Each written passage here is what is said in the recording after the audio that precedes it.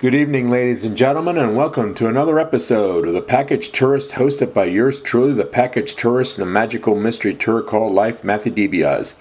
Tonight's guest is sports author Wayne Stewart. Wayne lives in Ohio and has been writing sports history since 1978. He has published at least 40 books. His books ran the gamut from pro football to Major League Baseball to NBA basketball. He has interviewed sports legends like Hank Aaron, Joe Montana, and Larry Bird, to name a few. Tonight, we will discuss his latest two books. I Love Baseball. Players, managers, sports writers, and fans talk about their love for the game, which was released last December, and his brand spanking new release, Talking Baseball with Major League Stars, which is now available for readers. Wayne, welcome back to the show. It's always a great honor and privilege to have you here. I'd like to start off by asking you, let's talk about the book you came out last December, I Love Baseball. Players, managers, sports writers, and fans talk about their love of the game. In the book, name some of the players, managers, journalists, and celebrity fans featured in the book. I mean, can you give us some names, and how far back did you go? Yeah, well, for my career, I've interviewed about 60 Hall of Famers, and some of the ones that go back the furthest would be guys like Aaron and Bob Feller. Of course, I wasn't around when he was playing, but I was able to interview him, Larry Doby, Bob Gibson, Gaylord Perry, things like that. The baseball book that's, Talking Baseball with Major League Stars, that mentions like 500 players. Now, I didn't interview all of them, but a lot of the material is there. So it's been a good experience. And the I Love Baseball book goes back mainly, I'd say, from guys who played from the 50s on, and has a few Hall of Famers. But it also has people like Ernie Harwell, who I think is one of the greatest announcers ever. Has some baseball greats such as the Griffeys, because I have a tie-in with the Griffeys. I graduated with Ken Sr., and through him I was able to interview Ken Jr., because it was kind of hard to get to one day, but I mentioned that I had gone to school with actually his parents, and he said, oh, sure, let's talk. So the I Love Baseball really covers a pretty wide gamut. Some celebrities like, people who you see them pop up at games like in All-Star games or World Series, and it even has quotes from some old-timers like Humphrey Bogart, who was talking about his love of baseball. Oh, yeah. I mean Hemingway loved to go to games. I mean, name some of the TV stars, movie stars, anything like that, like Milton Berle or Doris Day or someone like that? Well, yeah, New York seems to attract a lot because it's a media center, of course, and the one that strikes me off the top of my head would be Jerry Seinfeld, but Kevin James, there are tons of them, and of course you see a lot of stars. Doris Day used to go a lot, and Larry King would be seen behind home plate quite a lot. I think he had the season pass and that sort of thing. So, yeah, a lot of celebrities are into the game. Now, Peter Golenbach, in his great book, Bums, various teams, he liked to interview like fans and journalists. Did that influence you, Wayne, when you were doing this book? I mean, was that kind of like an influence for you? No, actually, in this case, and I do like his works, I've read a lot of his stuff. I wound up doing the book because my editor is the one who said, let's talk about many facets of baseball that people love, the trivia and the oddities. But he said, I really think a lot of quotes from celebrities, authors, journalists would enhance the book. So, yeah, I've talked to people from, like I mentioned, some of the players, but also people ranging from like a former mayor of Cooperstown who had a tie-in with the Simpsons episode. He actually, as a joke, had Simpson, Homer inducted into the Hall of Fame. So yeah, it's a wide range. Now, does the book I Love Baseball talk about specific games or highlights, or is it more of an impressionistic examination of the game as a whole? It covers just about everything, including some specific games or highlights. Some interesting stories were unearthed. Like there was a pitcher named Hub Pruitt, and he threw a fadeaway, which is like a screwball, and he was a guy who was described as saying this pitcher owned Babe Ruth, which really just means that he had a sort of a hex, or they called it a jinx on him. And I looked it up. Ruth struck out 9 of the first 10 at-bats against this guy Pruitt, and the 10th at-bat was a weak grounder who will come back to the mound. And then as the career went on, he got a few hits against this guy, but 56% of the time, Hub Pruitt struck out Babe Ruth. And I like this story, too. Years later, they met at a banquet or something, and Pruitt said to Ruth, he said, "Thanks, Babe. If it hadn't been for you, nobody would have ever heard of me." And I like the quote. The comeback quote is even better. Ruth replied, I got it right here, "That's all right, kid, but I'm glad there weren't many more like you, or no one would have heard of me." Beautiful. Yeah. And the book doesn't just go in there. It covers odd plays, like there was a guy who singled to left field. It was a clean hit, but he hesitated. He actually thought that the ball was stabbed by the third baseman, a low-line drive. And because of his hesitation, this is Sean Casey, he got thrown out by a left fielder, which is the only play like that in baseball history. I had players that I interviewed choose what they felt were the prettiest and the least favorite or ugliest ballparks. There's some strange and odd mascots from the early days. Babe Ruth had one. And that's just a whole lot. Tradition of the game, ballpark traditions, humor, mascots, including things like, they had the president's race in Washington before home games. And just a whole lot of stuff, Let's talk about Ernie Harwell. I mean, this is a guy who probably forgotten more baseball than any other fan would watch in their lifetime. What was it like talking to him? I mean, what a living legend he was. That's one of the highlights of my career, I think, because he was able to conjure up all these names from the past. He was around to see Babe Ruth. He told me stories of the traditions that the Brooklyn Dodgers had in Ebbets Field with a silly symphony, a sort of a gag band that would play before games. And a guy who was a big fan of Cookie Lavagetto, so he had balloons with helium. He actually carried the tank into the ballpark, said Harwell, and he would write Cookie on it or Go Cookie or whatever and release them, during the ball games. And just all kind of great stories from Harwell. So cooperative, so helpful, down to earth. But that, memory bank of his, I was really sad to see him go for sure. Great help. Wasn't he the voice of the Detroit Tigers? Did he broadcast for any other teams? But mostly he was the voice of the Tigers, wasn't he?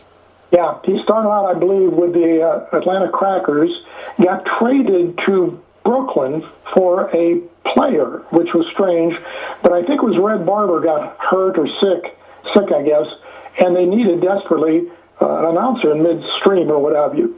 So I believe Ranch Rickey contacts the minor league team in Atlanta, and Harwell, of course, is from the South, and they made the trade, and so he was in Brooklyn, and I'm trying to think if he did Giants games, New York Giants, but yeah, I think most fans probably remember him from the Tigers. I think Russ Hodges did the Giants because he called that Bobby Thompson thing. Right. Who knows? I'm thinking Ernie might have been like the secondary announcer because I know he was there that day for that homer, but whatever. Yeah. Did anyone else like Ernie Harwell? Did you talk to any other broadcasters? Any names come to mind, Rain? Not from the book. I know that. I'm trying to think if it was. I think it's mentioned in the book, though.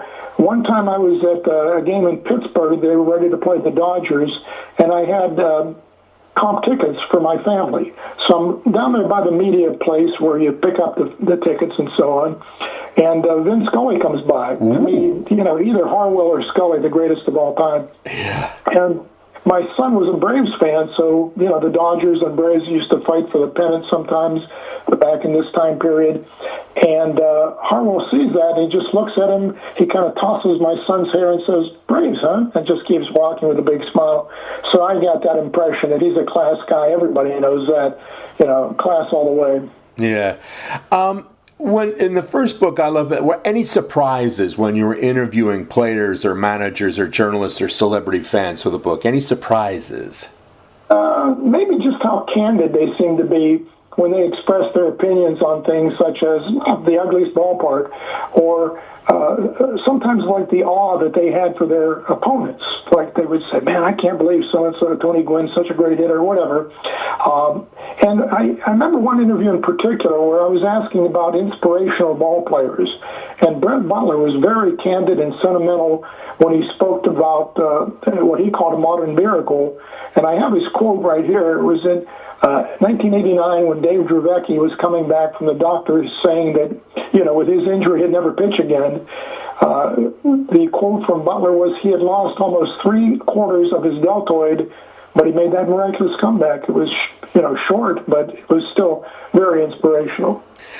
I'm curious, when interviewing journalists and fans, what are the differences about how a journalist views the game as opposed to how a fan views the game? Are there any significant differences, Wayne? Yeah, Matt, that's a real good question, too, because there's an old saying that says there's no cheering in the press box. And fans, of course, cheer like crazy. And there are exceptions. Media members usually are more clinical, but some do definitely have their heroes, guys that are cooperative or whatever, or their favorites. So that's a huge difference in that the way you approach the game, and in this case your job, is different than the fans, who tend to be much more emotional. And I think, to be honest, the fans are not nearly as objective or knowledgeable. A guy strikes out 3 times in a game, fans assume, oh, he's a bum. The media might know that confidentially he's got an injury that he's not allowed to talk about, but the fans will, immediately jump on something, and they just don't have the insight that the media does. Okay, let's go to your latest release. Let's talk about Talking Baseball with Major League Stars. Now, in the book, you say you interviewed Nolan Ryan. Tell me, what was it like interviewing him? I mean, when you talked to him, what parts of his career did you and he focus and discuss? And what, in your opinion, Wayne, what was it that made him the great pitcher he was? Well, we didn't discuss a whole lot because a lot of these interviews were done not based on I'm going to write a book about these guys, but just I wanted, what's your favorite ballpark? Who's the toughest opponent? But what we did talk about was pretty interesting because, well, for the one thing, I was pretty young at the time, new to the writing more or less, and I approached him prior to his start. And that's almost just something that's forbidden by, pitchers all over the place. They just don't want to talk before their starts. I was working for a story for Baseball Digest about memorable home runs. So the thing that I liked was Ryan was, again, down to earth, professional, and he didn't say, get out of here. I think he might have been just done riding his stationary bike or whatever. He said, sure, I'll answer. And he was very impressed, he said, by a home run he had seen Willie Stargell hit. So in a way, these guys are fans too. They're, with their peers. And no, Ryan was, as I say, great to talk to. What made him so great of a pitcher, I think just things like, for one thing, like Tom Seaver, the great leg drive, his dedication, very diligent. Like I said, he would ride the bike before and after games. And, of course, when you got the stuff he does, it's a God-given talent, too.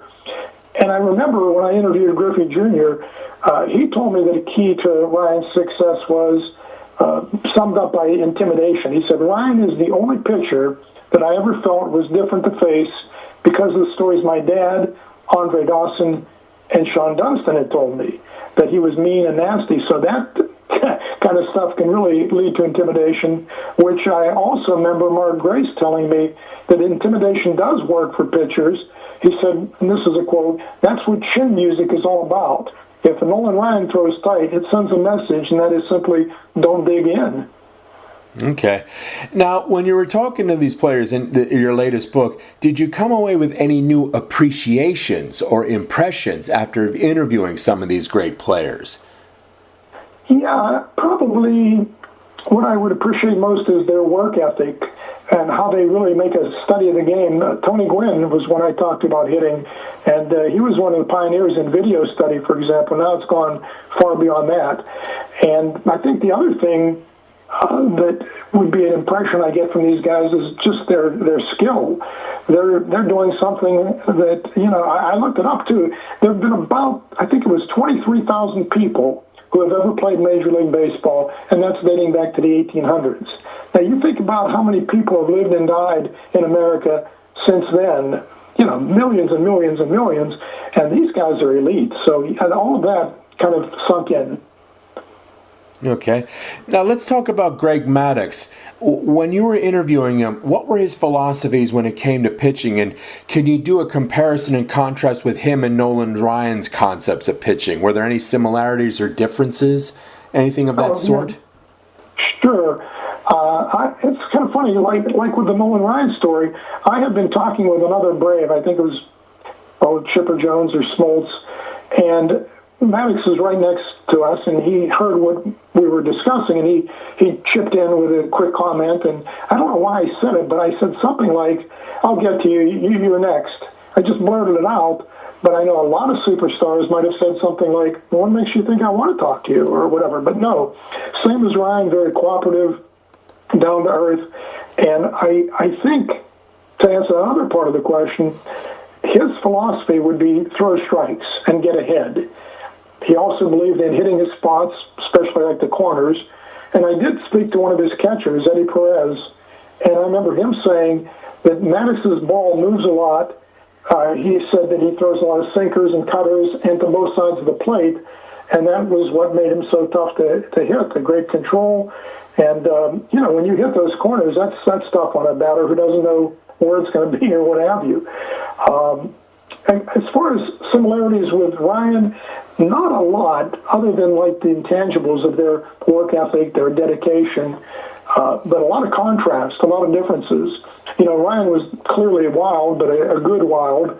And as far as you don't get loose against him, he is number one to this day for walks surrendered by a pitcher and wild pitches given up. Whereas, as I say, contrast, Maddux had impeccable control and location, and he didn't rely on sheer speed. Not to say that Ryan only had speed, but a teammate of Maddux, Denny Nagel, once said that one of the most amazing things he ever saw was a game, and Leo Mazzoni, the pitching coach, kept track of this, and Nagel said, Maddux threw first pitch strikes to the first 21 batters in the game, and he threw something like 13 balls the whole game. So that's incredible. Yeah, unbelievable. I mean, you would have to go back to like Christy Mathewson or Grover Cleveland Alexander, because those were two pitchers with incredible control. I think someone once said about Grover Cleveland Alexander, if he walked two men in a game, he was wild. Yeah, exactly. Unbelievable, beautiful. Now, let's talk about Henry Aaron, because he was my first baseball idol, and to me, I'd probably be my personal favorite baseball player. What was it like talking to Henry Aaron? Well, to me, the first team I liked, and I wasn't popular because I grew up in the Pittsburgh area where people loved Clemente, of course. My favorite ball player starting in first grade was Hank Aaron. And I'd always hoped to, meet him or talk to him someday. And I missed him a few times. Like I was on the field once when he was doing an interview in the radio booth, and after the game he wasn't around. So yeah, that was an ultimate. He, and as I say, for a non-player, Harwell, but for a baseball player, yeah, that was the ultimate. It was really nice to talk to him. He handled it beautifully because he was gracious. His secretary tries to screen him, or tried to screen him. I had to call like 4 or 5 times or whatever, but once I got through to him, he was glad to talk to me, I think, because I was doing a biography of Stan Musial, who's also from Denora, my hometown, like the Griffeys. And Hank was a big fan of Stan, so once I got him on the phone, passed to his secretary, casual, down to earth, polite, friendly, and, what a ball player. I remember interviewing Sparky Anderson, and he told me that Aaron's strongest point as a hitter was probably his wrist. He could just, snap, So he would also, I recall hearing that Aaron would also set up pitchers. He talked about pitchers setting up a batter, but occasionally Aaron would look bad on purpose, say early in a game on a given pitch, which would kind of lure or sucker the pitcher into going back to that, maybe at a more crucial spot, and then Hank would just rip it. I mean, you look at his hit total bases, it's incredible that you could almost say he was underrated when so much media attention goes to, a guy like Bonds or something. But what a ball player. In my view, I think when he broke Ruth's record, I still consider what he did the greatest hitting feat in all of baseball history. I mean, you compare like Pete Rose. The thing was, technically you could beat out Pete Rose by beating out 4,257 bunts, but to hit the ultimate hit consistently, avoiding serious injury, combating, the exhaustion, age, injury, travel, and all that. The fact that he did that, and I think I still consider the greatest hitting feat in all of baseball history. I mean, do you concur? Well, I'll tell you one thing that's incredible about it. He not only did that and all those total bases, so he wasn't just hitting home runs, a ton of doubles, but he also hit 305, I believe, lifetime. Yeah, There are guys like Killebrew, and I'm not taking anything away from him. He hits 500-plus home runs, but hits 268 or 275 or whatever it was. But Hank Aaron does it all. He hits 305, and because he wasn't a loudmouth or, pound his own chest and say, look at me, kind of underrated. And I agree with you. That home run record in itself is fantastic. Couple that with a batting average, he's amazing. Yeah, I mean, when you talked to Hank, what was it you talked about? Did you talk about chasing Ruth? I mean, did he talk about the racial problem, the racial pressures he was getting, when he was chasing Ruth? Did he discuss that? What were your topics when you spoke to Hank? Yeah, to be honest, the topic was mainly Stan Musial, his interaction with Musial, how they went to Vietnam together and they bonded. I knew I was limited because I had promised I would only talk for about 10 minutes. Yeah. That got me past the secretary. So it was all exclusively Stan. He told a nice story about Musial calling his shot in an All-Star game. It might have been the one that went extra innings, but Hank said that Stan said, that's enough. I'm going to get this thing over with, and he hits a home run. 55 All-Star game. I remember. I heard the story. Yeah, if I recall it correctly, it was like 12th inning or something like that. And I think Leo DeRocher told him. He said, "You've been beating me all these years, but if you could hit one for me just this once, I'd be most grateful." And then so Stan the man goes up to the plate. Yogi Berra's catching, and Yogi Berra said, "I'm tired. I wish this game would end." And Stan said, "Let me see what I can do." In comes the pitch. He bombs it over the wall when he crosses home run. Yogi said, I'm remembering to keep my mouth shut around you. Good story. That's a good one, Matt. I like that. Yeah. Let's move along. When you interviewed Joe Torre, were you discussing his playing career or his managerial career? Well, he was with the Cardinals when I talked to him as a manager, and I did a profile on him. So mostly we discussed his playing days, and certainly back then he wasn't a famous manager like he shortly became. So he was very proud of his batting crown. He had like 363 one year. Yeah. No leg hits for this guy. And I liked his comments. He talked about that was just a year that was magical. Everything fell into place. He talked about how focused he was. He even said he didn't think that he ever went 2 games in a row without a hit. I was just locked in, as a quote of his. We spoke of when he was managing the Cardinals, as I said, the one thing he brought up about his managerial days, in effect, was how it sort of contrasted with his playing career, in that some of his players, he told me, didn't realize some of the great things he had accomplished. So that's a rap some people say on modern players, that they don't know the history that much. But, this guy's an all-star, and he was a superb hitter. He won the batting crown, so you should know what he's done. Yeah. Thing was, doing research for my own book, which hopefully will come out next year, God willing, and all that, the problem was when he took over the Cardinals, a lot of his players came from Whitey Herzog, and they were so used to playing Whitey ball. And here comes Joe Torre, a totally different thing. And I think, in a sense, Joe was kind of between the rock and the hard place there. And I think that's what probably did him bad, when he was with the Cardinals and all that, because trying to succeed Whitey Herzog, who was, of course, one of the great managers of his own right, too, Right. What's your book about? What's it called? Well, it'll hopefully, through the grace of God, it'll come out April next year. It'll be called Patriarchs of the Dugout, Baseball's Greatest Managers, and I will reveal the 50 greatest managers of all time, and And it'll also include the great Negro League managers, because now, since Negro League stacks are part of the official canon, I will rate Negro League managers alongside, the other great managers. So we'll see just where they stand, in that. Okay. Yeah. It's a good read. I'll look forward to that, yeah. Yeah, hopefully, through the grace of God, as long as I don't lose my job and all that, hopefully first week of April 2026. So please pray, okay? Please pray. Okay. Yeah.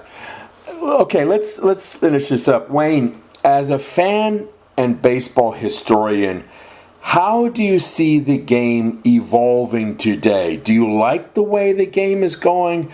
And if not, if you could change anything in the game, what would it be?